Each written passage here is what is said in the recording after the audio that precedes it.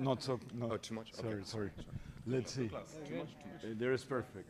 Okay, Napoleon Solo and Ilya Kuryaki, they're heroes of the 60s, but tell us who they are for people who don't know. I know because I'm like 57 or whatever. Oh, okay.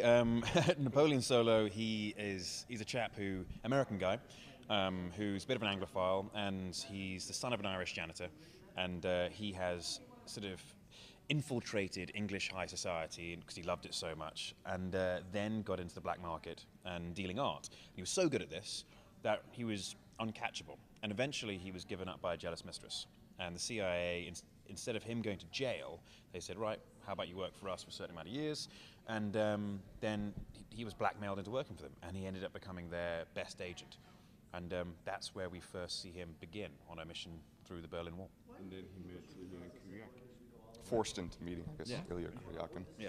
But yeah, I mean, Ilya comes from the opposite side. He's a Soviet-trained spy through and through, you know, from arguably one of the worst backgrounds you can find, where his family was sent to the gulags and all that, and he at a young age, because of his sort of physical prowess, was said, okay, look, you can either work with us or you go to where your family went. And he decided, well, you know what, I'll go work for the KGB. That sounds better than a gulag. So he's sort of like a spy through and through. This is his life. This is all he knows. So when he gets paired with someone like Napoleon Solo, who was a thief and sort of was coerced into this life, it's like, you're a terrible spy. You're not trained to be a spy. I'm a spy. You know, so that's part of the rub and the humor of the two of them trying to work together.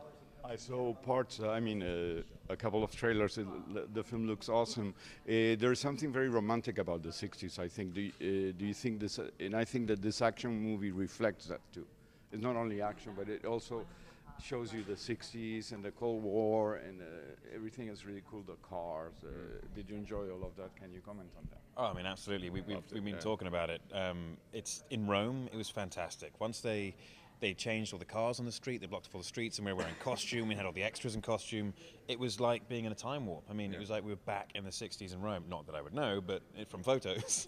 And it was just incredible to be a part of. You really felt transported. It made the acting really easy because everywhere you looked, it was the 1960s in Italy, in Rome, in Naples, in the Amalfi Coast, in London. I mean, they did such a good job with the set decoration and all that it was amazing. Yeah. I'm assuming it's really great to disappear in the role that you're playing, right? It is a lot of fun, yeah, it's a lot of fun, especially when you have special costumes and a different accent as well. You really can disappear into the character. It's enormous fun.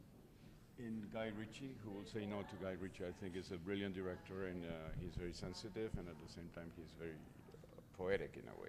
Yeah, very much so. I mean, He writes poetry all day on set.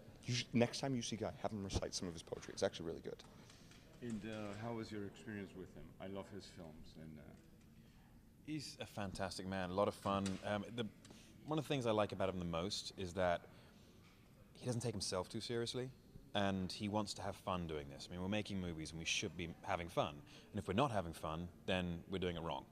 And that's what made the movie experience so enjoyable. It was just, as much as it was work, it didn't feel like hard work. It felt like enjoyable work. yeah.